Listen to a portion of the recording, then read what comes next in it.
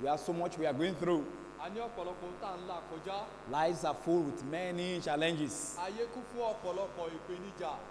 But thank God that we have a place we can take it all to. Ṣùgbọ́n a dúpẹ́ torí pé a ní ibi tí a lè kó gbogbo rẹ̀ lọ. Because he said we should cast all our cares upon him for he cares for us. Torí kí a kó gbogbo àwọn àníyàn wa tọ̀ wá nítorí pé ó tọ́jú wa. And that is so wise to do. Èyí sì jẹ́ ohun ọlọ́gbọ́n It láti is ṣe. the life of wisdom to go to the Lord in prayer. Ó jẹ́ ìgbé ayé ọgbọ́n láti tọ̀ Olúwa lọ ní àdúrà. I know that's what we are going to do tonight. Ohun mìíràn tí a ṣe láṣà. That's what we are going to do tonight. Èyí ni ohun tí a ṣe láṣàlẹ̀ yìí. We are here to listen to the word of God A wà níbí láti tẹ́tí sí ọ̀rọ̀ Ọlọ́run. and to also have the opportunity to mention our needs before the Lord. Kí a sì tún ní àǹfààní láti lè dárúkọ àwọn àìní wa níwájú rẹ̀. I know our Father knows about our A needs mọ̀ pé bàbá wa tí ń bẹ ní ọ̀run mọ̀ nípa àwọn àìní wa. and is able to meet all those Ó sì needs. ní agbára láti bá àwọn àìní wọ̀nyí pàdé. There is nothing that we are going through that is new to God. Kò sí ohun tí a ń là kọjá tí ó jáde òjì sí. Therefore, He has answers to them all. Nítorí náà ó ní ìdáhùn sí gbogbo rẹ̀. If all these are true tonight, say amen with me. Gbogbo nǹkan wọ̀nyí bá jẹ́ òtítọ́. Amen. Ẹ̀yin ò ṣe sí àmì pẹ̀lú mi. That means you are here and you are hearing me. Èyí túmọ̀ yìí pé o wà níbí pẹ̀lú mi. Let's take our Bible and turn to the book of James chapter 3. Ẹ jẹ́ ká ṣí Bíbélì wa sínú ìwé Jákọ́bù orí kẹta. I know gradually we are getting refreshed and back to God's presence as we completed the VBS for the year 2021. Mo mọ̀ pé à ń padà síwájú Ọlọ́run wẹ́rẹ́wẹ́rẹ́ bí a ṣe parí ètò ilé ẹ̀kọ́ Bíbélì fún àwọn ọmọ wa. We thank God for the success that we had or we recorded that last week. A dúpẹ́ fún àṣeyọrí tí Ọlọ́run jẹ́ kí a ṣe lórí ètò náà We lọ́sẹ̀ have tó to kọjá. start planning for more A ní láti tún máa gbáradì fún púpọ̀. because God is willing to use us to do more. Torí pé ìfẹ́ inú dídùn Ọlọ́run ni láti lò wá láti ṣe púpọ̀ Let fún. me also encourage you that please continue to pray for those children. Ẹ jẹ́ kí n lù wá sókè láti tẹ̀síwájú láti máa gbàdúrà fáwọn ọmọ wọ̀nyí. Made up their mind to love God and to live for God. Let's pray that God will help them to Ọ̀pọ̀lọpọ̀ wọn tí wọ́n ti ṣe continue. kínú ní ọkàn wọn láti fi Ọlọ́run láti tẹ̀síwájú pẹ̀lú Ọlọ́run. Ká máa gbàdúrà fún wọn k'Ọlọ́run ràn wọ́n lọ́wọ́ láti lè Come tẹ̀síwájú. next year, God willing, it will be another wonderful time to come together and have that VBS Nínú again. ìfẹ́ Ọlọ́run ní ọdún tó ń bọ̀ yóò lè jẹ́ àkókò ìyanu mìíràn níwájú We are Olúwa. not able to go deeply into preaching last Wednesday because of the ongoing VBS. A lè lọ sínú gbogbo ẹ̀kọ́ náà ní ọ̀sẹ̀ tó lọ nítorí ètò Bíbélì fún àwọn ọmọ. Peripheral because we are all tired. Nítorí pé a ṣe wẹ́rẹ́wẹ́rẹ́ nítorí pé ó ti rẹ gbogbo wa. But let's go back to the book of James chapter 3. Ṣùgbọ́n ẹ jẹ́ ká padà sínú ìwé Jákọ́bù orí kẹta. I have told you, Mo ti sọ fún yín pé the world that we have today, nínú ayé tá a wà lónìí, foolishness is accepted as wisdom. òpè yìí ìṣìwèrè ó jẹ́ ohun tí a gbà gẹ́gẹ́ bí ọgbọ́n. And wisdom is now become the things of the whole. Ọgbọ́n ó wá di ohun àtijọ́. And it seems as if the world wants to do things as is right in their own eyes best. Ó dàbí ẹni pé ayé fẹ́ ṣe ohun gbogbo gẹ́gẹ́ bí ó ṣe tọ́ ní As ojú we are wọn. going to the end of the age of man, you can see that man imbibed in so many culture and activities that are against the will of God. Bí a ṣe ń lọ nínú ìkẹyìn àkókò ìgbé ayé ènìyàn, a rí i pé àwọn ènìyàn à ń lọ nínú ohun tí àṣà àti ìṣe tó But lòdì God sí ọ̀rọ̀ wants Ọlọ́run. his people to live wisely. Ṣùgbọ́n Ọlọ́run fẹ́ káwọn ènìyàn rẹ̀ kí wọ́n ó gbègbè ayé wọn gẹ́gẹ́ And bí the ọlọ́gbọ́n. Bible is the book of wisdom. Bíbélì sì ní òní ìwé ọgbọ́n. The more we learn the word of God, the wiser we become. Bí a ṣe ń kọ́ ọ̀rọ̀ Ọlọ́run síbẹ̀ la ṣe ń jẹ́ ọlọ́gbọ́n sí. The more we allow God to dictate how to live in our daily activity, the more wise we become. Bí a ṣe ń gba Ọlọ́run láàyè láti ṣàlàyé bí a ó ṣe gbé ìgbé ayé wọn The ojoojúmọ́ world bẹ́ẹ̀ la ṣe ń jẹ́ the ọlọ́gbọ́n world sí. is rejecting the principle of God's word. Ayé- They don't want it God's way Ayé anymore. wọn kọ ìlànà ọ̀rọ̀ Ọlọ́run Like as sílẹ̀. if we just have our own quick way to reach where we want to get to and what we want to become Pé in life. wọn ò fẹ́ ti ọ̀nà tí Ọlọ́run mọ́ It's kàn still wọ́n as ọ̀nà if ìbúrú tí the word wọ́n of láti God, ṣe ohun the word gbogbo. of God is the word for the whole people or for the whole ages is not meant for this Ó time. dàbí ẹni pé ọ̀rọ̀ Ọlọ́run ó wà fún àwọn ènìyàn But let me àwọn tell you ìran that tàbí ìran tó The ti wisdom kọjá. of God meet every situation, ṣùgbọ́n mo lè sọ meet fún ọ pé every age, ọgbọ́n Ọlọ́run meet every ó bá time, ẹni gbogbo can never go whole. ìkórìtà kọjá. It may be of whole, but it's never go out. It's never go out of style. Kò lè jẹ́ ti ìgbà ó lè jẹ́ ti ìgbà àtijọ́ ṣùgbọ́n ó tó sì tún jẹ́ pé ó tún wà títí di ìsìn And ni. so those who are wise, they live according to the word of God. Àwọn tí ó gbọ́n nítorí náà wọ́n gbègbè ayé wọn lórí ọ̀rọ̀ Ọlọ́run. Living in the word of God is living wisely. Gbígbé ìgbé ayé wa nínú ọ̀rọ̀ Ọlọ́run ó ní gbígbé ìgbé ayé And so we ọlọ́gbọ́n. should not allow the world to push us around. Nítorí náà ẹ má jẹ́ ká gba ayé It láàyè may be láti máa tì wá popularly lọ́gùn. accepted in their ways. Ó lè jẹ́ ohun tí wọ́n gbà ní ọ̀nà tiwọn. But majority doesn't, because majority works that way doesn't necessarily mean they were right. Torí pé ọ̀pọ̀lọpọ̀ ènìyàn rìn ní ọ̀nà yìí kò túmọ̀ sí pé ó tọ́. Because broad is the way that leads to destruction. Torí pé gbòòrò ní ọ̀nà náà tí ó tọ́ darí sí ìparun. We should be satisfied to walk God's way. A gbọ́dọ̀ ní ìtẹ́lọ́rùn láti rìn ní ọ̀nà Ọlọ́run. Now let's get back to the book of James chapter 3. Ẹ já padà sínú ìwé Jákọ́bù orí kẹta. And I want to read the old verses that we've read so far once again. I will do all the reading. Tí a ti kà. James chapter 3 from verse 13 to 17. Jákọ́bù orí kẹta láti ẹsẹ̀ ìkẹtàlá títí dé ìkẹtàdínlógún. And the Bible reads, "Who is a wise man and endued with knowledge among you? Let him shew out of a good conversation his works with meekness of wisdom. But if ye have bitter envying and strife in your heart, glory not, and lie not against the truth. This wisdom descended not from above, but is earthly, sensual, devilish. For where envying and strife is, there is confusion and every evil work, as we have seen in the world today." But verse 17 says, "But the wisdom that is from above is first pure, then peaceable, gentle, and easy to be entreated, full of mercy and good fruits, without partiality and without hypocrisy."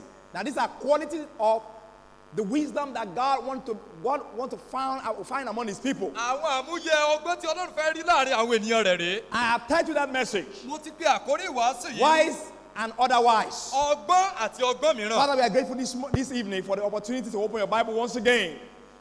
Thank you for all the blessings that you have shared upon us all day. Leading our footstep back to the house of God tonight. Bless our heart, the Lord. So much is going on in our world. So much is our need. But no matter what the case our life may be, we want to put everything aside just to come before you and get refreshed the more. Amen. Holy Spirit of God, how much we pray tonight that God, please come greatly into our midst tonight. Amen. Teach your word into our hearts. Amen. Help us to find that joy and that satisfaction in walking after your will, Lord Jesus. You are the only teacher that can help us tune into the will of God. So teach us your word tonight. Amen. Help me through your word as I tell your people, and let us all be blessed before you once again. Thank you, Father, for all that you are going to do now. For in Jesus' name we have prayed. Amen. We have looked at the worldly wisdom. A ti wo ọgbọ́n ayé. Now we are looking at the wisdom of God. Nísinsìnyí à ń wo ọgbọ́n Ọlọ́run. And I said I will just be divided into 3 parts. Mo sì sọ pé a ó pín sí agbọn mẹ́ta. 1 and 2, I want to merge it together. The first part and Agbọn second part, àkọ́kọ́ àti agbọn kejì a ó sọ pa á so we gbé can have papọ̀. time to talk about it, what the last part A later. lè ní àkókò láti sọ nípa agbọn kẹta. While we are looking at the world living in their foolishness, Nígbà tí à ń wo bí ayé bó ṣe ń gbègbè ayé nínú ìṣìwèrè wọn. God said we can be wise Ọlọ́run sọ pé àwọn lè as jí light ọlọ́gbọ́n. shining in the darkness. Gẹ́gẹ́ bí ìmọ́lẹ̀ tí ó tàn nínú òkùnkùn. And so I said the first part is the source of that wisdom. Mo sọ pé agbọn àkọ́kọ́ ni ibi tí a ti rí ọgbọ́n yìí. Where did what the wisdom of God comes from? Ibo ni That godly ọgbọ́n wisdom. ibo ni ọgbọ́n Ọlọ́run ló ti wá. We saw that Bible said in verse 17 that, but the wisdom that is from above, Bíbélì sọ ní ẹsẹ̀ kẹtàdínlógún pé ọgbọ́n tí ó ti òkè wá. the wisdom that is of this world, we found that its source in the devil. Ọgbọ́n tí ó ti inú ayé wa rí i pé láti inú èṣù ni. So is that man live by the ways of the devil, or they live by the wisdom by the ways of God? Nítorí náà bóyá ènìyàn ó gbé nínú ọgbọ́n èṣù ni tàbí nínú ọgbọ́n Ọlọ́run. There is no middle ground. Kò sí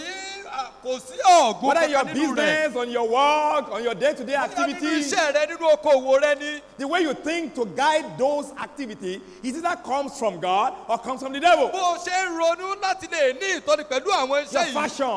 Bóyá kó wá láti ọ̀dọ̀ èṣù Your tàbí látọ̀dọ̀ fashion, Ọlọ́run. your fashion, Ìmúra your rẹ, language, ọ̀rọ̀ rẹ, you know, èdè rẹ. the philosophy by which you live your life, Èrò tí o bó ṣe ń ronú people that láti you gbégbé choose ayé as your rẹ. friends, Àwọn èèyàn tó yàn láti jẹ́ how ọ̀rẹ́ you rẹ. earn money, Bí o ṣe ń rí owó títì ẹ. how you do your things every bí o day. ṣe ń ṣe àwọn nǹkan rẹ They lójoojúmọ́. will either are guided by what God says or by what the devil says. bóyá à ń tọ́ wọn nípa ohun tí ọlọ́run sọ ni tàbí ohun tí And èṣù because you are sọ. a Christian does not mean that you cannot borrow from the worldly way of living. bóyá torí pé o sì jẹ́ kìrìsìtẹ́nì kò túmọ̀ sí pé o lè yá nínú ọ̀nà tí ayé Many gbé gbé times ayé wọn. their way seems like as if it's quick, fast, Lord, and Lord, reach to Lord. the end every man wants. lọ́pọ̀lọpọ̀ ọgbà ó dàbí ẹni pé àwọn ọ̀nà kan wà tó dàbí ẹni pé ó yára tí ó sì jẹ́ kó tètè afẹ́ kó tètè dé. Ọ̀nà tí wọ́n. ọ̀nà ti ayé. See that the devil is good in giving us a shortcut to everything. èṣù ó dára jọ ó dára láti lè fúnyàn ní ohun ní ọ̀nà Ó ẹ̀bùn. ní ọgbọ́n àrékèrèké tí máa fi sọ fún wa pé bàbá yìí ó tètè débẹ̀. Abẹ́ẹ̀kọ́. But he wouldn't let us see the other side. ṣùgbọ́n kò ní Things jẹ́ that kí are a rí involved. agbọ̀n kejì Because àwọn tó ní ṣe pẹ̀lú he's rẹ̀. the father of lies. torí pé bàbá irọ́ The ni. Bible said he cannot abide in the truth. bíbélì sọ pé kò lè dúró nínú òtítọ́. And so those who are going to follow God, they only walk by the truth. gbogbo àwọn tí ó tẹ̀lé ọlọ́run wọ́n ń rìn ní òtítọ́ ni. So we have seen so many cunning ways and evilish ways that the world teaches us to reach what we want in this world. a ti rí ọ̀pọ̀lọpọ̀ ẹ̀tàn ọ̀nà èrú tí àwọn ènìyàn nu ayé But wọ́n from fi wọ́n God, tí wọ́n ń wá láyé. From the right wisdom or the true wisdom, ṣùgbọ́n ní ti ọlọ́run láti ipasẹ̀ ọgbọ́n òtítọ́ we yìí. saw that his wisdom is sourced, the true wisdom is sourced in God. a rí i pé ọgbọ́n òtítọ́ inú ọlọ́run ló ti wá It's from above. látòkè ni. And it takes us above the world. It is from above. ó wá látòkè. And it takes us above this ó world. sì mú wa ju ayé yìí lọ. It is divine. ó tí òkè It's wá better ní. than the physical ways that man lives. ó dára ju bí ènìyàn ṣe ń gbègbè ayé rẹ̀ lọ. It is relating more with God and not with the world. ó ní ìbáṣepọ̀ púpọ̀ pẹ̀lú ọlọ́run ju ayé lọ. It's from above. láti òkè ló ti wá. And that is why it's not the ways of this world. ìdí ni tí ò fi jẹ́ pé kì í ṣe ti ọ̀nà ayé yìí. I've said a whole lot about that last week. mo ti sọ ọ̀pọ̀lọpọ̀ nípa And èyí lọ́sẹ̀ tó lọ. everyone who wanted to walk in the wisdom of God àti pé gbogbo ènìyàn tó bá fẹ́ rìn nínú ọgbọ́n ọlọ́run. will have to humble himself, wọ́n ní láti rẹ ara wọn sílẹ̀. admit kí wọ́n gbà that I don't know anything. pé ìmọ̀ kankan. Only God is pé wise. ọlọ́run nìkan ló gbọ́n. amen. I don't know how to live in this world and survive in this world of sin and confusion without God being my leader. ìmọ̀ bí mo ṣe lè gbé ìgbé ayé mi nínú ayé tó kúkúrú dùn I usually say that. kí n sì ṣàṣeyọrí láì ṣe pé ọlọ́run bá jẹ́ adarí I mi. usually say it. mo máa ń sọ yìí pé From the day we were saved láti ọjọ́ tá a ti dẹni ìgbàlà till we will get back to heaven, títí tá a fi padà dé ọ̀run. one thing God owes us, ohun ẹyọ kan ni ọlọ́run jẹ one wá. thing God is willing to do for ohun ẹyọ us. kan lọ́lọ́run ṣe tán láti ṣe fún wa. You see what's that? bí wípé kí ni o. Before I say that, and there's only one thing too we owe God. ohun kẹsì tó sọ yìí ohun kan náà péré ló wà táwọn The náà only jẹ thing that ọlọ́run. God wants to do to us from the day we got saved is to lead us. ohun ẹyọ kan tọ́lọ́run fẹ́ Leadership. ṣe fún ọ láti gbà tá a ti dẹni ìgbàlà ni láti tọ́ And wa. God wants to lead you, ọlọ́run guide fẹ́ us tọ́ ó fẹ́ step darí by wa ní step. gbogbo From the ọ̀nà day that wa. you become His own, He wants to lead you Láti step ọjọ́ by tá a ti step di títí until you ẹ̀. get home. ó fẹ́ máa tọ́ wa lọ́lọ́kọ̀ òjọ̀kan títí Because tá a fi padà dọ́dọ̀ He rẹ̀. is the way. òun ni ọ̀nà. He is the one that knows how to go òun about. nìkan ló mọ ọ̀nà láti tọ̀. And the only thing that is expecting from you ohun ẹyọ kan tó sì ń retí látọ̀dọ̀ is rẹ̀. to follow. ó ní láti tẹ̀lé. amen. So when I allow God to lead, nígbà tí a bá gbà ọlọ́run láì láti darí. and I make myself to follow God, tí mo sì jó ọwọ́ ara mi láti tẹ̀lé ọlọ́run. the rest is simple. ohun yòókù. And that's the difficult thing for us to do in this world. àwọn tó sì That's lè what fún ọ láti ṣe nu the ayé devil will rẹ̀. not make it easier for us to follow God in His will. kódà sátánì ò ní jẹ́ kó rọrùn fún ọ láti tẹ̀lé ọlọ́run nínú ìfẹ́ If you rẹ̀. are going to be wise, tó bá jẹ́ ọlọ́gbọ́n. you will need to admit o ní láti gbà pẹ̀lú that you ọlọ́run. don't know, pé o ò mọ nǹkan kan. but God knows more than me. pé ṣùgbọ́n ọlọ́run mọ̀ jù mí lọ. And I am willing to submit myself, seeing things from His own perspective. pé mo sì ṣetán láti jọ̀wọ́ ara mi sílẹ̀ kí n máa rí ohun That's, gbogbo listen, gẹ́gẹ́ bí ó ṣe rí. that is wisdom. èyí ni ọgbọ́n. That I want to be looking at things pé mo fẹ́ the máa way wo God said gbogbo it looks bí like. ọlọ́run ṣe sọ pé ó ṣe rí. I don't want to look at the world, life, the Ìfẹ́ way wo- I feel or the way it's ìfẹ́ wo bá done yẹ ṣe wò around àbí me. bẹ́ẹ̀ mi ṣe rò ó How? àbí ṣe rí láyìíká mi.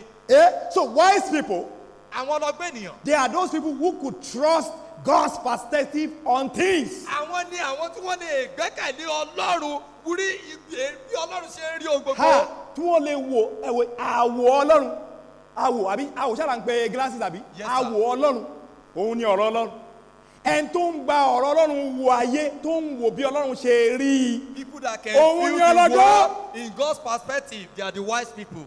kì í ṣe ọlọ́gbọ́n tó bá ń wò bó ṣe fẹ́ rí i. You are not wise if you have few things in your own perspective. ẹnìkan gbà wọn tá bá ti bá a sọ̀rọ̀ pé báyìí báyìí kan ló jẹ́ kó ṣe á ní ṣé bí wọ́n ṣe rí inú Somebody once ṣé bó ṣe said rí that inú. whenever they instructed Dàbẹ́. him or her, he will say, "Is that how you feel it?" kìí ṣe bí mo ṣe rí i No, but that is ṣùgbọ́n not bí how I Ọlọ́run feel ṣe kí it. ni o bọ́lọ́run It is ṣe not rí how i. I feel it, but how God feel it. You become wise when you begin to look at things in the way God says it looks like, Ó di ọlọ́gbọ́n tó bá bẹ̀rẹ̀ sí ní wo gbogbo bí Ọlọ́run ṣe sọ pé ó rí.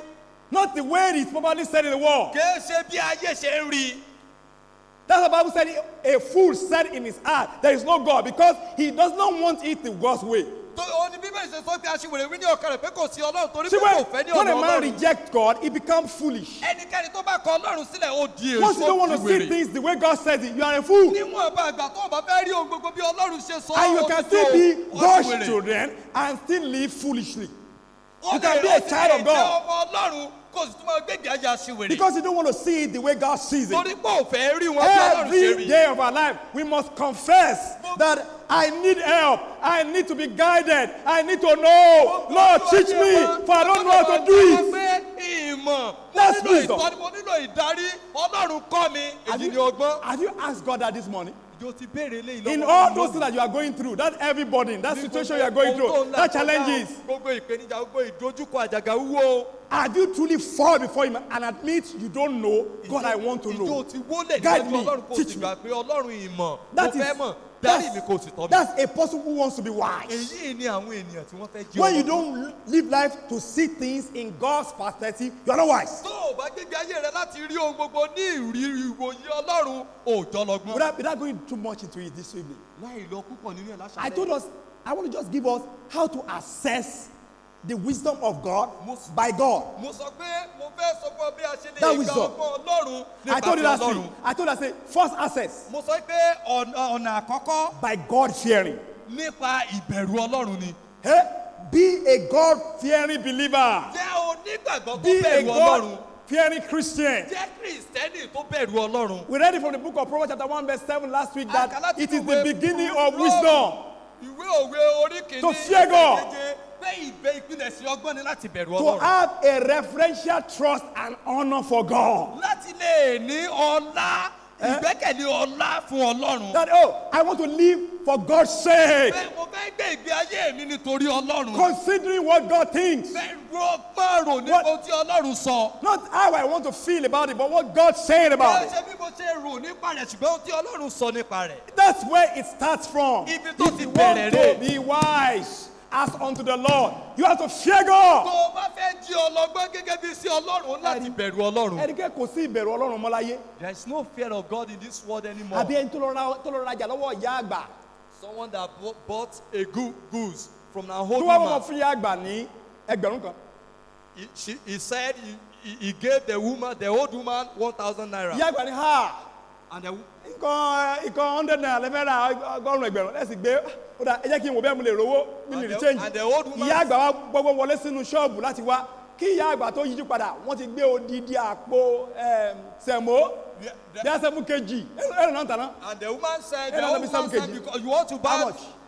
100 Eh? naira goose and you gave me 1,000 naira. 1,000 naira. Before she went in to bring him change, but before she come back, he has taken away his goods.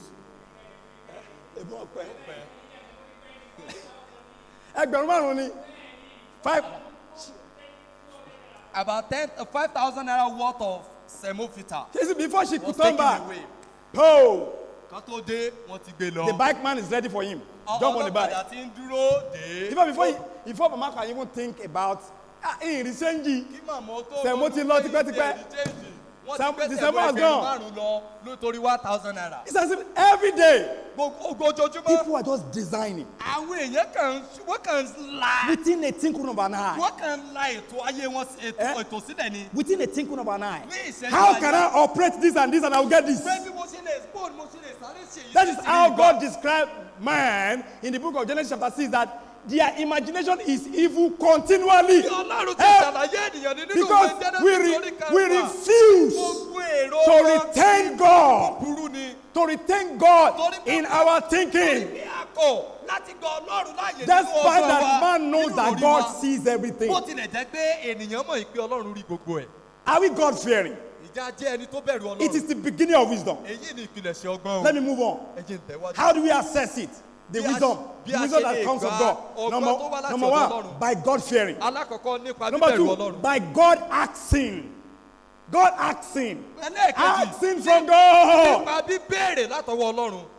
Asking from God. Bíbéèrè. That's why every day of my life, you have to, if there's anything you have to ask, every day you wake up, ask God to help you wise, to become Òyìnbó wise. jẹ́ pé gbogbo ọjọ́ ayé wa tó fẹ́ kó káwọ̀ tó yẹ ká béèrè lọ́wọ́ Ọlọ́run. Ó ní láti James jẹ́ ọlọ́gbọ́n. 1:5 says, Jákọ́bù orí if karùn-ún any of you ẹsẹ̀ lack kan sọ bẹ́ẹ̀. wisdom, let him ask of God. See? And he didn't stop that way. He began to describe our God. He said, if any man lack wisdom, let him ask of God, that giveth to all men liberally. Bí ó bá kú ọgbọ́n fún ẹnikẹ́ni, God- ó béèrè lọ́wọ́ Ọlọ́run ẹni tí fi fún gbogbo ènìyàn ní ọ̀pọ̀lọpọ̀. God is the only one that can give all men. Ọlọ́run nìkan ló lè fún He- gbogbo ènìyàn. It's one thing that it is wise to seek him today. Ohun kan ni láti jẹ́ ọlọ́gbọ́n láti wá ojú rẹ̀ lónìí. I can't give all. Ilé fún gbogbo ènìyàn. Hey, but God said he can give all men. Not just even give men, but give them liberally. Ṣùgbọ́n Ọlọ́run sọ pé òun lè fi fún gbogbo ènìyàn And ní ọ̀pọ̀lọpọ̀. upbraided not. Eh? Tí And kì yóò upbraided sì not. ṣe And it shall be ìbániwí. given him. A ó sì fi fún un. God know. There's one advert in Glow. They call themselves Glow Berekete. Ìpolongo kan wà ní ayélujára. They've done one they call Wọ́n pè ní Yafun Bẹ̀rẹ̀kẹ̀tẹ̀. Yafun. Ọ̀kan wà tí wọ́n ní yànfùnyànfùn. Now lie. Bàbá náà rọ ni o. It's a business strategy. What Ọgbọ́n are you telling me? ọgbọ́n okòwò ni. So they are just here to just be giving you Yafun Yafun Wọ́n kàn Berekete. máa wọ́n kàn máa bùlù wa. So that you should just be taking and enjoy. A kàn máa gbádùn rẹ̀ àbí. They want you to just to come bit by bit and ask. So they will try you. You can come over and over again and keep buying, and then it can make more profit from you. Wọ́n fẹ́ tàn wọ́n jẹ ní ká lè wọnú rẹ̀ kí a sì máa wá ká máa The wá only kí wọ́n lè person jèrè that nínú gives wa. Berekete and Yafun Yafun is God. Ẹ̀yin ẹnìkan tó ń fúnni lọ́pọ̀ kú ọ̀jọ̀ kú òun lọ́lọ́run. Did you hear what I said? Ṣẹ́gun tí mo sọ. Because not everybody say amen to God. Amen. No? The only one who gives Berekete and he gives Yafun Yafun is God. Ẹ̀yin ẹnìkan tí ń fúnni lọ́pọ̀ kú ọ̀jọ̀ kú He said, ọlọ́run how ni. do I know? Ẹni bó ni mo ṣe mọ̀. He said he gave us eternal life. Bíbélì ó ní ó fún wa ní He gave us ìyè nípẹ̀kun. something that is even uncountable. Ó fún wa ní He ohun tí said, ò lè I kà. came to give you life and to give you more Ó ní mo ti abundantly. wá láti fún yín ní ìyè kí n sì lè fún yín lọ́pọ̀ yanturu. And those who have trusted him knows that God is always there to give. Àwọn tó sì ti gbẹ́kẹ̀lé wọ́n mọ̀ yìí pé Ọlọ́run bẹ́ẹ̀ gbà gbogbo láti fi fún ni. Listen now, wisdom is God's blessing. Gbọ́ mi, ọgbọ́n ti ẹ̀bùn ìbùkún Ọlọ́run ni. Wisdom is God's blessing. Ọgbọ́n ìbùkún Ọlọ́run ni. God is the source of blessing of wisdom, Ọlọ́run ni ìpilẹ̀ṣẹ̀ ọgbọ́n. and God is the giver of wisdom. Ó sì ní olùfi ọgbọ́n. You can never be wise until God makes you wise. Ó lè jí ọlọ́gbọ́n àfi tọ́lọ́run bá jí There's no ọlọ́gbọ́n. other place. There's no other way. Kò sí ọ̀nà mìíràn. Do you see that is one great truth that King Solomon knew? Ṣé o mọ̀ wípé He immediately became a king. It was difficult for him to sit on that throne. Ó ní lára ó léwu fún How lórí ìtẹ́. can I go out and come in before God's people? Bó ní ṣe How? máa bá ìdìbò jáde How? lójú àwọn How ènìyàn can I Ọlọ́run. lead God's people aright? Bó ni mo ti lè tó àwọn ènìyàn The Ọlọ́run Bible dédé? said he knew the only way to do is to seek God. Ohun yóò mọ̀ yìí pé ohun kan tó ń láti ṣe ni láti wá And he Ọlọ́run. asked God for wisdom. Ó sì béèrè lọ́wọ́ Ọlọ́run fún ọgbọ́n. God gave him wisdom. Ọlọ́run sì fún ní ọgbọ́n. He became so wise that the glory of God in his life shined forth Ó everywhere. sì di ọlọ́gbọ́n tó bẹ́ẹ̀ gẹ́gẹ́ bíi pé òun Solomon Ọlọ́run láyé rẹ̀ bẹ́ẹ̀ sí ní became tàn. a great man because of godly wisdom. Ọ̀dọ̀ Solomon He didn't ó ní become a ènìyàn great ńlá man because of nítorí ọgbọ́n money. Ọlọ́run. Kò Eh? ní ènìyàn ńlá nítorí owó. Or because of his skill in war. Tàbí nítorí ìmòye rẹ̀ He nípa became a ogun. great man because God made him wise. Ó di ènìyàn ńlá torí pé Ọlọ́run sọ di Because ọlọ́gbọ́n. every wise people, according to the will of God, they are great in God's Nítorí eyes. pé gbogbo ọlọ́gbọ́n ènìyàn nínú ìfẹ́ Ọlọ́run wọ́n jẹ́ ènìyàn ńlá lójú But Ọlọ́run. when Solomon turned away from God, Ṣùgbọ́n nígbà tí Solomoni tó yà kúrò in the wájú Ọlọ́run. later time of his life, he became a fool. Ní ìgbẹ̀yìn ayé rẹ̀ tó yí He's padà, ó simple. di aṣiwèrè. ó rọrùn gan. He became a fool for it. Ó di aṣiwèrè nítorí rẹ̀. What am I saying to you tonight? Kí ni mo tẹ́lẹ̀ sọ fún ọ láṣálẹ̀ yìí? You need to be wise. O ní láti di ọlọ́gbọ́n. And God said you can access that wisdom. Ọlọ́run sì sọ yìí pé o lè ní ọgbọ́n. Fear me, but ask from me. O ní bẹ̀rù mi kò sì béèrè lọ́wọ́ mi. God knows physics. He knows chemistry. Ọlọ́run He mọ knows físíìsì, English. ọmọ He knows kẹ́mísírì, mathematics. ọmọ There èdè is Gẹ̀ẹ́sì, students. ó mọ èdè You want to ìṣirò. be wise? Fear God and ask Him. Tó o bá fẹ́ di ọlọ́gbọ́n, bẹ̀rù Ọlọ́run kò sì béèrè lọ́wọ́ rẹ̀. Amen. Trust Him. He knows how to teach. How best He can make you wise in your place of education, in your place of work, in your place of home, in any situation of life. Lórí ẹ̀kọ́ rẹ, Let me nínú run. iṣẹ́ rẹ àti nínú ilé rẹ. Let me run. By God's fearing, by God's Nípa acting, bíbẹ̀rù Ọlọ́run, nípa bíbèrè lọ́wọ́ by Ọlọ́run. God's word, by God's word, Nípa iṣẹ́ Ọlọ́run. God's word, Nípa ọ̀rọ̀ ọ̀rọ̀ Ọlọ́run. that is Tó túmọ̀ sí knowing pé what God says, mímọ̀ ohun tí knowing Ọlọ́run sọ. what God's word says, Mímọ̀ ohun tí ọ̀rọ̀ Ọlọ́run and sọ. doing what God's word says. Àti ṣíṣe ohun tí ọ̀rọ̀ Ọlọ́run sọ. Ẹni tó mọ ọ̀rọ̀ Ọlọ́run, ohun tó Ọlọ́run wí, tí ó sì ń ṣe bí Those that Ọlọ́run ṣe knows wí, what the Bible says ọlọ́gbọ́n and ènìyàn are doing ní. what the Bible says, they are wise people. You become much more wiser Ó mọ every tí day of your life ọlọ́gbọ́n sí ní gbogbo ọjọ́ ayé rẹ. when you choose to learn God's word Tó and bá live yàn God's word. láti kọ́ ọ̀rọ̀ Learning God's Ọlọ́run word tó and sì living gbégbé God's ayé word. rẹ̀. Tó kọ́ ọ̀rọ̀ Ọlọ́run tó sì It is gbégbé ayé the ọ̀rọ̀ Ọlọ́run. primary way to be wise as unto the Lord. Ó jí ọ̀nà àkọ́kọ́ láti di Primary. ọlọ́gbọ́n sí Major. Ọlọ́run. That's why God gave us His word. Òdì ni tí Ọlọ́run ṣe fún wa ní ọ̀rọ̀ rẹ̀. Jesus tells us in Matthew chapter 5, Matthew chapter 7, verse 24, while He was telling us about those people who build their houses. In verse 24, He says, therefore, whosoever heareth this saying of mine, and to gbọ́rọ̀ mi yìí, èyí tí mo wí yìí o, and doeth them, I will liken him unto a wise man. Nítorí Which náà means it doesn't ẹnikẹ́ni tó wrong. bá gbọ́ ọ̀rọ̀ mi tí ó sì ṣe é bí a ti kọ wọ́n, èmi ò fi wé ọlọ́gbọ́n ènìyàn kan. Do you know that it is not wise that you woke up in the morning and you are not taking your Bible to read? Ṣé o mọ̀ pé kì í ṣe ìwọ I am ọlọ́gbọ́n not tó bá jí surprised. lójúmọ́ kan tó sì ka ọ̀rọ̀ Ọlọ́run? I am not surprised if you make very wrong decisions today. Kò ní jọ mí lójú tó o bá ṣe ìpinnu tí ò tọ́ lónìí o. Matthew 7:24. Ìwé Mátì orí keje ẹsẹ̀ Those kẹrìndínlógún. who hear the saying of Ó man ní àwọn tí ó ń gbọ́ ọ̀rọ̀ mi wọ̀nyí and do it them, tí wọ́n sì ń ṣe wọ́n, I liken them to a wise man, mo fi wé wọ́n wé ọlọ́gbọ́n kan, a wise builder ọlọ́gbọ́n òmọ̀lé that is building every day, tí ó ń kọ́ ilé rẹ̀ lójoojúmọ́, learning from God's tí word, ó ń kọ́ ẹ̀kọ́ láti ọ̀rọ̀ living the Ọlọ́run, word of tó God. sì ń gbé ìgbé ayé rẹ̀ lórí ọ̀rọ̀ The Ọlọ́run. more we allow the word of God to fill our heart, Bí a bá ṣe gba ọ̀rọ̀ Ọlọ́run láyè láti kún ọkàn wa tó, hey, the wiser we are going to become. bẹ́ẹ̀ láti di ọlọ́gbọ́n tó. The better way we'll be able to live above this world and be able to overcome the traps and the terrible ways of this world. Ọ̀nà wo tí ó sì dára jù láti lè borí ayé yìí, láti lè gbé ìgbé ayé tó dára Psalm nínú ayé náà 119. nù. Psalm 119, Orin Dáfídì, verse 98. Psalm 119, orí kọkàndínní You see, ọgọ́fà, the Bible tells us that David said ẹsẹ̀ he was able to escape all the ways of the enemies because the word of God is always with him. Verse 98 said, thou, he's talking about God.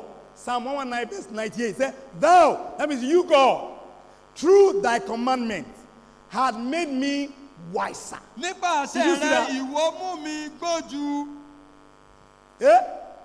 You made me wiser. ìwọ mú mi gbọ́n Ew. Wiser than who? Ju Than àwọn wo lọ? mine enemies. ju àwọn ọ̀tá mi lọ. You have used your word to help me get better. You know, this is what, Ìwọ ti lu ọ̀rọ̀ rẹ láti mú mi dára. every time I read that Bible verse, I remember Saul and David.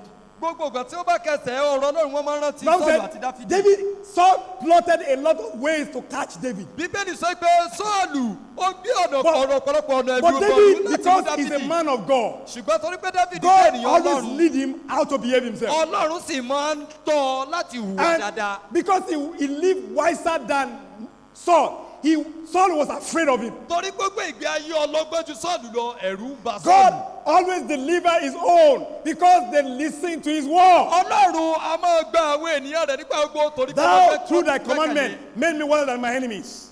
Ìwọ For they are ever with me. nípa àṣẹ rẹ ìwọ mú mi gbójú It is àwọn ọ̀tá mi lọ not, nítorí tí ó wà pẹ̀lú it's not mi the enemy láíláí. that is always with David, but the word of God is always with David. Kẹ̀sì àwọn ọ̀tá ló wà pẹ̀lú Dáfídì nígbà gbogbo ṣùgbọ́n So he ọ̀rọ̀ made Ọlọ́run. him wiser than them. Nítorí náà ó mú jí ọlọ́gbọ́n jù wọ́n Which lọ. means that the wisdom of God's people is God's word. Ó túmọ̀ sí pé ọgbọ́n àwọn ènìyàn Ọlọ́run ò Hey, lọ̀rọ̀ Ọlọ́run. the wisdom, your wisdom is the word of God. Ọgbọ́n rẹ ọ̀rọ̀ Ọlọ́run. Let me show you that in the book of Deuteronomy. Deuteronomy, kí n fi very hàn wá quickly. nínú ìwé Deuteronomy. Deuteronomy chapter 4. It was said to the Israelites. Ìtàrọ́rọ́mì orí kẹrin àsọ̀bá ìfáwọn ọmọ Ísírẹ́lì Let me read it for you. Deuteronomy chapter 4. Ìtàrọ́rọ́mì orí kẹrin. There we saw how God told the Israelites about his word. Níbẹ̀ láti rí bí Ọlọ́run ṣe sọ fún àwọn ọmọ Ísírẹ́lì nípa ọ̀rọ̀ rẹ̀. In verse 5, he Yes. said, Behold, I have taught you. That's Moses telling the God's people. He said, Behold, I have taught you statutes and judgments, even as the Lord my God commanded me. Wo èmi ti kọ́ yín ní ìlànà They are looking at the àti back. ìdá. They are looking at the back. Eh? As the Lord commanded me, that ye should do so in the land wherever what ye go to possess it. Keep therefore and do them, for this is your wisdom. Amen. Keep them. Ẹ pa wọ́n mọ́. Know this word, Ẹ mọ ọ̀rọ̀ yìí. but keep them Kí ẹ sì pa wọ́n and mọ́. do them, Kí ẹ sì máa ṣe wọ́n. for this is your wisdom Nítorí ní èyí ni ọgbọ́n and yín. your understanding in the sight of the nations. Àti òye yín Hey. ní ojú àwọn orílẹ̀-èdè. In the sight of every other nation that surrounded Israel. This is your wisdom. Ní ojú gbogbo orílẹ̀-èdè tó yí Ísírẹ́lì po èyí ni ọgbọ́n wọn. We shall hear all these statutes. The nations will hear the statutes and say, surely this great nation is a wise and understanding people. Abego, they will hear Wọ́n gbọ́. the philosophy that guides your own lifestyle. Wọ́n gbọ́ ohun tí ó tọ́ ìgbé They will ayé rẹ. know about my statutes and my commandments. Wọ́n mọ̀ nípa ìlànà àti And they òfin will mi. conclude that they, What? these people, they're wise. Wọ́n sì pinnu ní ọkàn wọn pé Does àwọn the wọ̀nyí world ọlọ́gbọ́n ni wọ́n. still look at God's people that way today? Ìjẹ́ ayé sì tún wo àwọn ènìyàn Ọlọ́run Or báyìí. is the world, is the people of God that is now looking at the world and think that the world is wise? Àbí àwọn ènìyàn Ọlọ́run ni wọ́n wo ayé tí wọ́n sì wò pé ayé gbọ́n. Does the world still look at the way we order our lifestyle and say, wow, God's people are wise people? Ìjẹ́ ayé ti tún wo ìgbé ayé wọn bá a ṣe ń tọ́ ìgbé ayé wọn tó sì sọ pé That's àwọn ènìyàn what Ọlọ́run God, ọlọ́gbọ́n that's ènìyàn what ni wọ́n. God told Moses and his people. Ohun tí Ọlọ́run sọ fún Mósè àtàwọn ènìyàn rẹ̀ And rí. see what he said. See what he said in verse 7. Ẹ̀wọ̀n tí Said, ó sọ ní for ẹsẹ̀ what keje. nation is there so great, who hath God so nigh unto them? Eh? That means they were so great. They were great for it because they are so close to God. Nítorí náà wọ́n jẹ́ orílẹ̀-èdè ńlá tó So ń gbé wọn súnmọ́ the more we are Ọlọ́run. moving away from God, the foolish we are going to become. Nítorí náà bó o bá ṣe ń sún kúrò ní ọ̀dọ̀ Ọlọ́run síbẹ̀ ló ṣe ń di aṣiwèrè God sí. so nigh to them, as the Lord our God is in all things that we call upon him for. Our God is God in everything. Bí Olúwa Ọlọ́run All bá ti nínú things. gbogbo nǹkan. If you are going to remove things from your life, it should not be God. Tí o bá fẹ́ yọ okó kúrò ní ayé rẹ̀ kò gbọdọ̀ jẹ́ Ọlọ́run. Amen. If you want to do your plans, you want to go about your business, you want to go about your life, Tó if there's bá fẹ́ anything lọ you want to remove, lórí not iṣẹ́ what rẹ, those lórí things, okòwò not rẹ, what lórí God ẹ̀kọ́ rẹ said. ni. Tí nǹkan kan bá wà tó yẹ kó yọ The kúrò, more kì í ṣe ohun you tọ́lọ́run sọ. consider God in what you do, the wiser you become. Bí o bá ṣe ń kíyèsí ọ̀rọ̀ Ọlọ́run ní ohun gbogbo tó fẹ́ ṣe, bẹ́ẹ̀ ló ṣe máa jọ You have lọ́gbọ́n your sí. money in your hand. O ní owó rẹ They are lọ́rẹ̀. not enough to even spend on your needs. Wọ́n àpọ̀ tó kò tó nǹkan láti tún lè Be dé lórí wise ayé to rẹ. do what God commanded you to do on that money. Jẹ́ ọlọ́gbọ́n láti ṣe ohun tí Ọlọ́run pa láṣẹ fún ọ láti ṣe lórí Pay your owó. tithe. San ìdá mẹ́wàá rẹ.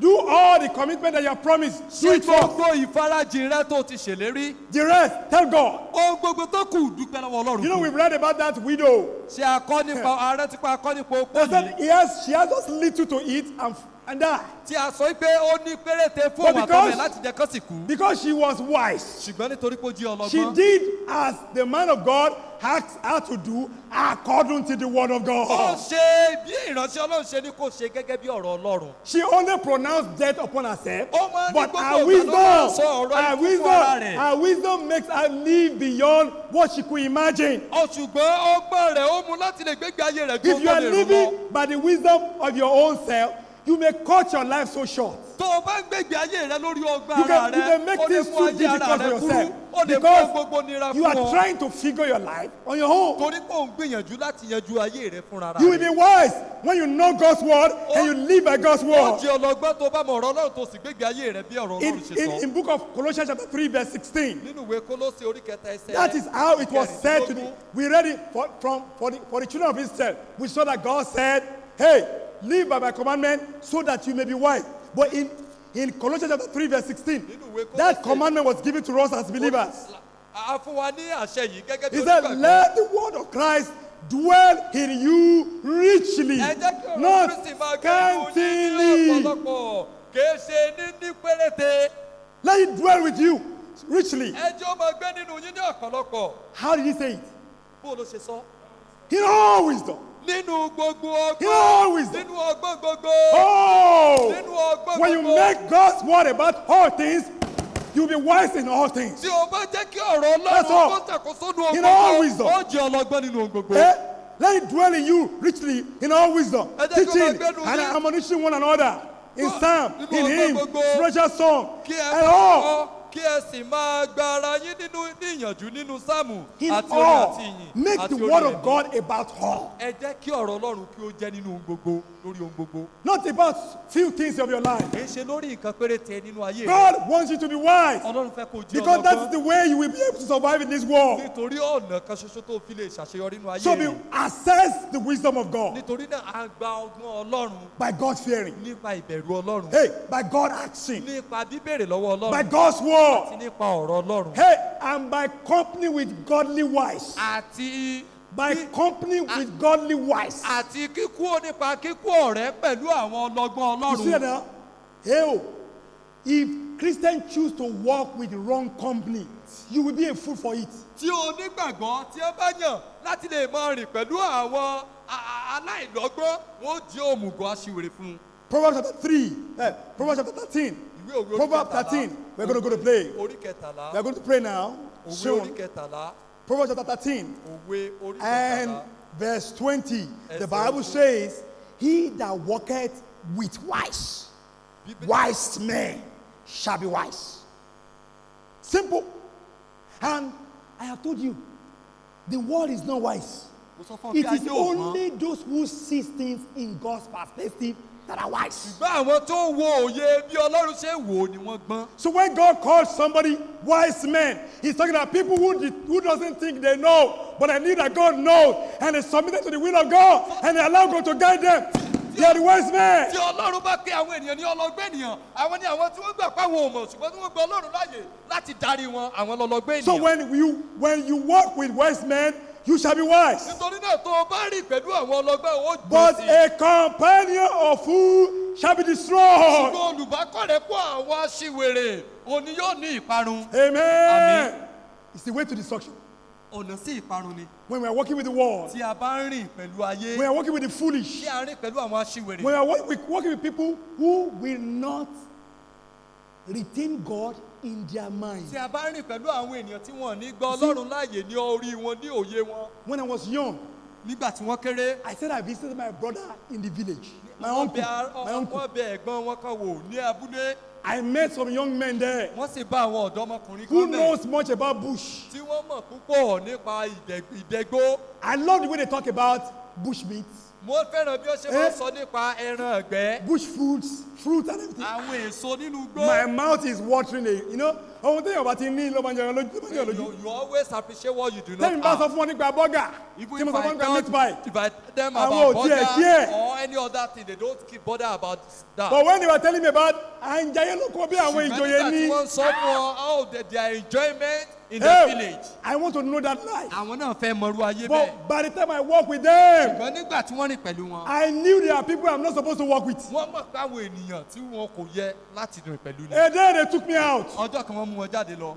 and they go to Palmy tree. wọ́n sì dé Where? ibi igi Palm wine. ọ̀pẹ tí wọ́n ti ṣètò ẹmu ọ̀pẹ Somebody bẹ̀. brought handkerchief. ọ̀kan lára wọn sì mú They moved the jáde. calabash ó sì mú igbá náà. on it. ó sì fi bò You ó. know, because it's fresh, it will still have some particles. torí bí ó jẹ́ tuntun yóò sì tún ní àwọn kankan nínú They ẹ̀. drink among themselves. wọ́n bẹ̀rẹ̀ sí ní mú láàrin ara wọn. Hey, while they were drinking, nígbà tí wọ́n mú. the owner was coming. ẹni tó ní ọ̀pẹ yìí Every bọ̀ wá. day, every day. ojoojúmọ́. This man always wishing to get this and sell for his family, to make money for the family. gbogbo But the arákùnrin máa ń boys, ṣe láti mú the láti sá boys, fáwọn they ẹbí won't let rẹ̀. him survive. ṣùgbọ́n àwọn èèyàn yìí àwọn arákùnrin wọn ò ní jẹ́ kó So ṣàṣeyọrí. the man is always hungry. inú bí arákùnrin. This day they took me along. ọjọ́ yìí ni wọ́n mú àwọn dání lọ. And the man took a machete. arákùnrin yìí sì mú àdá aládání. ó sì jù ú. As in, he went straight my face. ó sì gba ibi iwájú wọn lọ. sòsé I would have died by now. wọn ò bá ti lọ láti gbà Straight into my head. lọ síwájú wọn. You see, these guys knew already that this man is coming. àwọn ènìyàn They yìí are already gone. àwọn ènìyàn mọ̀ yìí pé ọkùnrin yìí bọ̀ àwọn ti sá lọ wọ́n ti tu bẹ́. Me that I'm new, I was there. báwọn ti ń jájèjì àwọn wà Before I bẹ́ẹ̀. could see the man and I understand what they did, took to my heel and run after them too. kí wọ́n tó mọ ohun tí wọ́n ṣe tí wọ́n ti ń sá lọ àwọn But náà you ti see, sá. the man saw my face, oh, ṣùgbọ́n arákùnrin rí and he ojú came to wọn. my uncle. ó sì wá bá ẹ̀gbọ́n wọn. So I had to provide all the boys. wọ́n ní láti wá gbogbo àwọn arákùnrin But rí. it's in that day I knew that there are no people that I'm supposed to work with, ṣùgbọ́n látọjọ́ náà wọ́n ti mọ̀ pé wọ́n Thank ṣe àwọn èèyàn God táwọn gbọ́dọ̀ rìn that pẹ̀lú. I'm alive to learn. ògo jẹ́ tọlọ́run pé wọ́n wà láyé láti kẹ́kọ̀ọ́ yìí. I would have gone. wọn ò bá ti lọ. What am I talking to you now? kí ni mò ń sọ láṣálẹ̀ yìí. The ways of the world, the way they want to enjoy their life, the way things they want to do, it's going to bring destruction upon them. bí ayé bí wọ́n ṣe ń gbé ìgbé ayé wọn bí wọ́n ṣe ń gbádùn ayé wọn yóò mú ìparun wá sórí In wọn. their place of work, ní ẹnu iṣẹ́ wọn in their school, ní ẹnu ẹ̀kọ́ wọn in their ní businesses, ẹnu okòwò wọn at gbogbo home, ní ilé wọn ní the way they live, bí a ṣe ń gbé ìgbé ayé wọn destruction. ìparun ló ń But bọ̀. God wants you to be wise. ṣùgbọ́n ọlọ́run fẹ́ káwá jẹ́ ọlọ́gbọ́n. Brother Paul, arákùnrin a paul wise man, ọlọ́gbọ́n ènìyàn because he followed God. torí pé ó tẹ̀lé ọlọ́run. He can tell the church of Corinth, ó lè sọ fún ìjọ he kọ́ríntì said, be ye follower of me, pé ẹ máa jẹ́ olùtẹ̀lé mi like company with me, ẹ máa bá mi rìn as I company with bí mo Jesus. ṣe ń bá jésù rìn. amen. They become wise for it. The more the church is looking at the man of God, who love God, who follow God, they were also better than before. bí ìjọ bí wọ́n ṣe ń tẹ̀lé ọlọ́run tí wọ́n First fi ọlọ́run Corinthians, bẹ́ẹ̀ ni wọ́n that's ṣe ń dára First sí tó. Corinthians, First Corinthians chapter 11 verse 1. Kọ́ríńtì Be ye kìíní, follower of me, orí kọkànlá ẹsẹ̀ as ìkíní. I follow ó Jesus. ní ẹ máa jẹ́ olùtẹ̀lé mi mo ṣe ń tẹ̀lé Hey, jésù. who are your company? àwọn wo ló lò ń tẹ̀lé. Who are your heroes? àwọn wo ni akọni rẹ. Who are people that can easily get to influence you? àwọn wo ni àwọn ẹni tó yẹ pé wọ́n nípa lórí rẹ. Can you imagine that the heroes of Christians are footballers? àwọn akọni The heroes of Christians àwọn are actors on the film or àwọn TV. akọni kìrìsìtẹ́nì làwọn òṣèré orí. Men that will àwọn do gbọ́dọ̀ anything for living. àwọn tí wọ́n ń ṣe ohun búburú gbogbo láti ní Men ìgbé who does ayé. not think to please God. Hey, they only want to please themselves. Are they your heroes? àwọn tí wọ́n ná ní láti wo ọlọ́run bí kò sí láti wo ara wọn àwọn wọ̀nyí lolùtẹ̀lé rẹ. Walk with God's people rìn pẹ̀lú àwọn ènìyàn ọlọ́run. who live in the fear of God, àwọn tí wọ́n gbégbé ayé wọn nínú ìbẹ̀rù who ọlọ́run. serve the Lord, àwọn tí wọ́n ń sin ọlọ́run. who give their time to God, àwọn tí wọ́n fi àkókò wọn fún who give ọlọ́run. their things to àwọn God. tí wọ́n fi ohun ìní wọn fún Because this is ọlọ́run. a wise living. nítorí pé èyí ni ọ̀nà láti rìn. Then you'll be wise for it. wọ́n sì jẹ́ ọlọ́gbọ́n fún un. How do we assess God's wisdom? bó o lá ṣe gba ọgbọ́n ọlọ́run. Hey, fear God. bẹ̀rù ọlọ́run o. Hey, ask from God. béèrè lọ́wọ́ ọlọ́run o. Hey, listen to me now. gbọ́ o. Learn God's word and do God's word. gbọ́ ọ̀rọ̀ ọlọ́run kó o sì ṣe ọ̀rọ̀ And ọlọ́run. company with the wise people. kó o sì jẹ́ olùtẹ̀lé pẹ̀lú àwọn ọlọ́gbọ́n Every head ènìyàn. bow tonight. gbogbo orí kó wà ní títẹ̀ bá láṣálẹ̀. Right, we will just pray straight